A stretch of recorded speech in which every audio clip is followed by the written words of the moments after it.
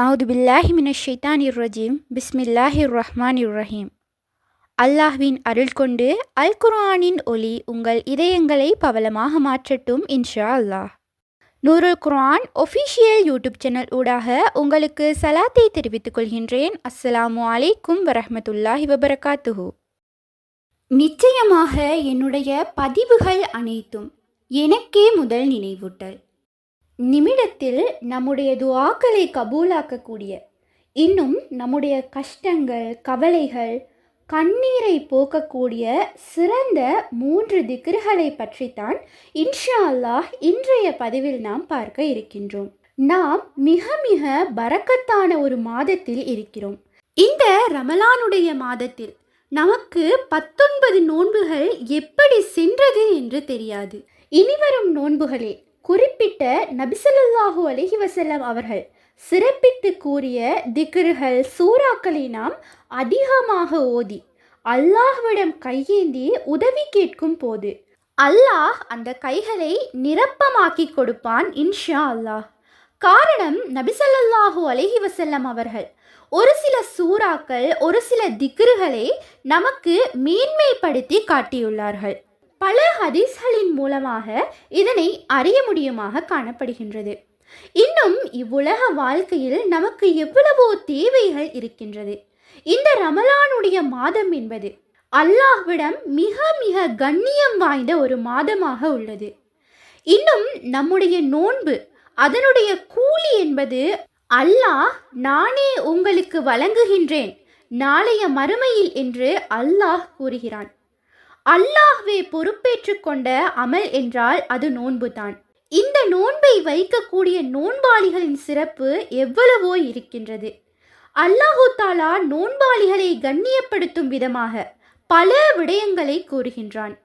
அது மட்டுமல்லாமல் நபிசல்லாஹு அலைஹி வஸல்லம் அவர்களும் பல ஹதீஸ்களின் மூலமாக ஒரு நோன்பாளியின் கண்ணியம், நோன்பாளியின் சிறப்பு, அவர் கேட்கும் துஆக்களை அல்லாஹ் கபூல் செய்கின்றான்.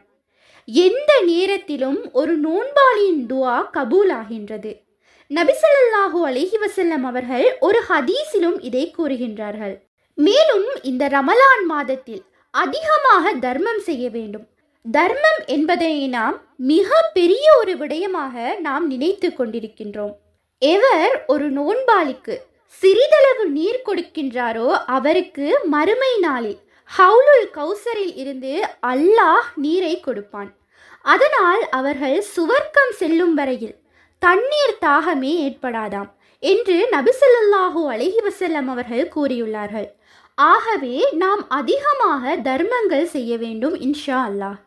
ஏனென்றால் ஒரு பேரீத்தம்பழத்தின் ஒரு துண்டையாவது கொடுத்து நீங்கள் நரகிலிருந்து பாதுகாப்பு பெற்றுக்கொள்ளுங்கள் என்று அன்னை ஆயிஷா ரலியல்லாஹு அன்ஹா அவர்கள் கூறுகின்றார்கள்.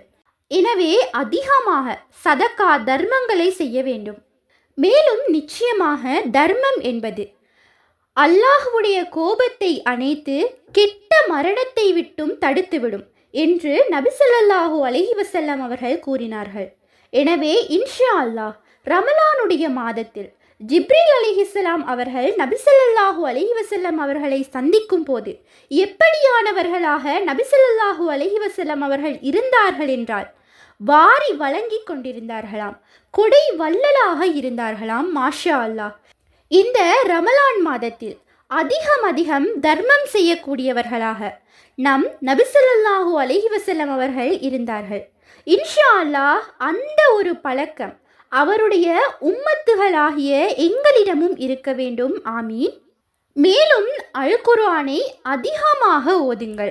நான் நேற்றைய பதிவிலும் பதிவிட்டிருந்தேன்.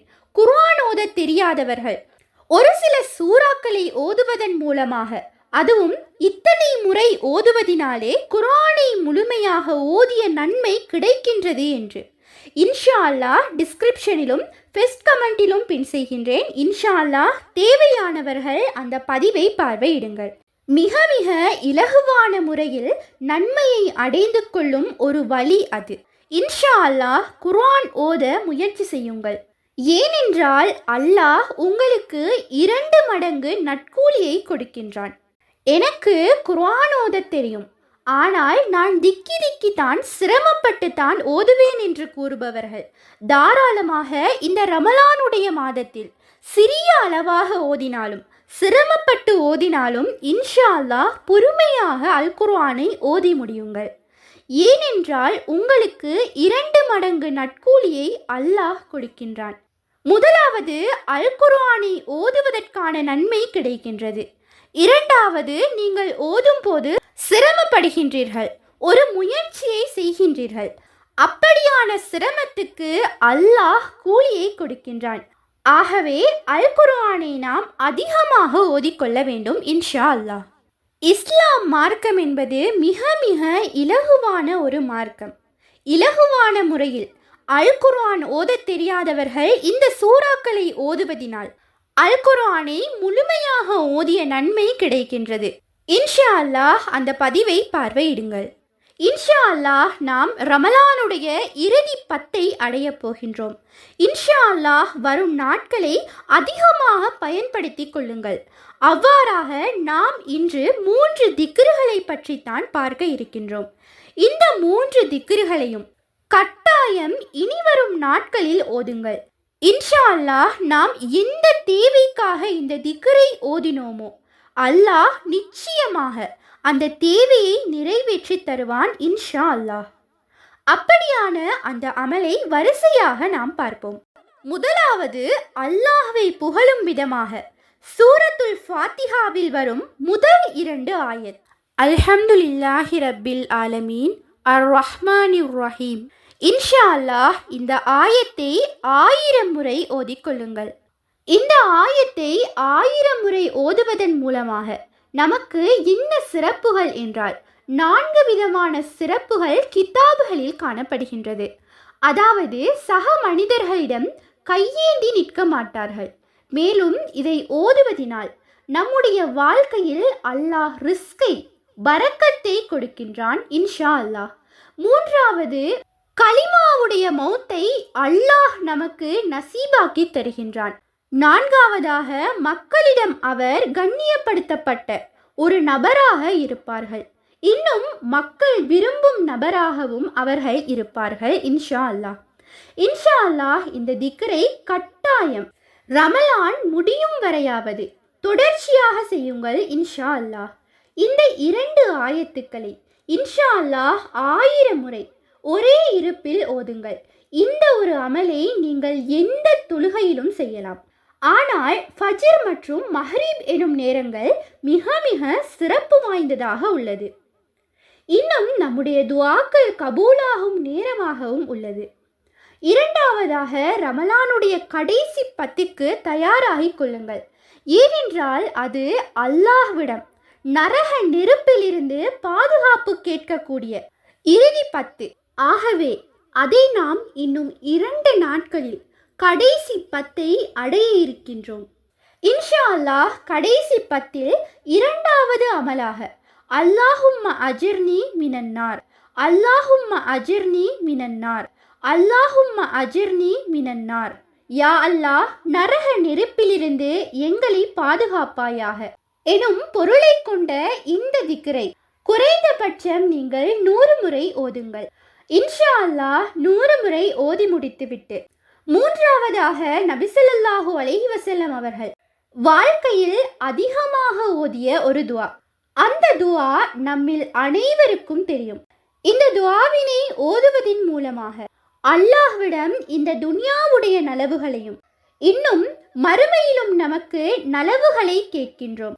ஆகவே இம்மை மறுமைக்கும் சேர்த்து கேட்கும் ஒரு துஆ. இந்த துஆ மிக மிக சிறந்த ஒரு துஆவாக அல்லாஹ்விடம் காணப்படுகின்றது. இதன் அடிப்படையில் நபி ஸல்லல்லாஹு அலைஹி வஸல்லம் அவர்கள் தினமும் வாழ்க்கையில் அதிகமாக ஓதிய ஒரு துஆ. அந்த துஆ என்னவென்றால், ரப்பனா ஆத்தினா ஃபித் துன்யா ஹஸனத்தன் வஃபில் ஆஹிரதி ஹஸனத்தன் வகினா அதாபன் நார். ரப்பனா ஆத்தினா ஃபித் துன்யா ஹஸனத்தன் வஃபில் ஆஹிரதி ஹஸனத்தன் வகினா அதாபன் நார். ரப்பனா ஆத்தினா ஃபித் துன்யா ஹஸனத்தன் வஃபில் ஆஹிரதி ஹஸனத்தன் வக்கினா அதாபன் நார். இதனுடைய பொருள், எங்கள் இறைவனே, எங்களுக்கு நீ இம்மையிலும் நன்மை அளிப்பாயாக, மறுமையிலும் நன்மை அளிப்பாயாக, நெருப்பின் வேதனையிலிருந்தும் எங்களை நீ இரட்சிப்பாயாக. இந்த துஆவின் மூலம் இம்மை மறுமையில் நலவுகள் நடக்கின்றது.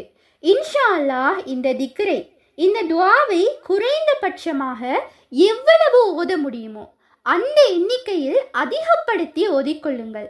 ஏனென்றால் நபி ஸல்லல்லாஹு அலைஹி வஸல்லம் அவர்கள் இந்த துஆவில் அனைத்தும் அடங்கியுள்ளது என்று கூறுகின்றார்கள். இன்ஷா அல்லாஹ் 100 முறை குறைந்தபட்சமாக ஓதிக்கொள்ளுங்கள். இவற்றை ஓதிவிட்டு அல்லாஹ்விடம் அதிகமாக துஆ கேளுங்கள். அவன் கிருபையாளன். நிச்சயமாக நம்முடைய துஆக்களுக்கு பதிலை தருவான். நிச்சயமாக நமக்கு வெற்றியை தருவான் இன்ஷா அல்லாஹ். இப்பதிவானது உங்களுக்கு பயனுள்ளதாக இருப்பின் அல்ஹம்துலில்லாஹ் என்று கமெண்டில் கூறுங்கள். மற்றவர்களுக்கும் இந்த பதிவை பகிருங்கள். இன்ஷா அல்லாஹ் எத்தி வைத்த நன்மையை அல்லாஹ் நம் அனைவருக்கும் தந்தருள்வானாக. ஆமீன்.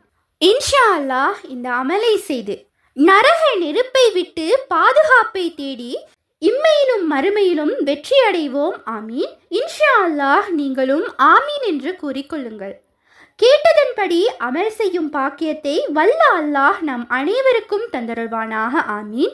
உண்மையான அறிவை தேடும் வழி அல் குர்ஆனாகும். உங்கள் ஆதரவுகளுக்கு ஜஸாக்குமுல்லாஹு ஹைரன்.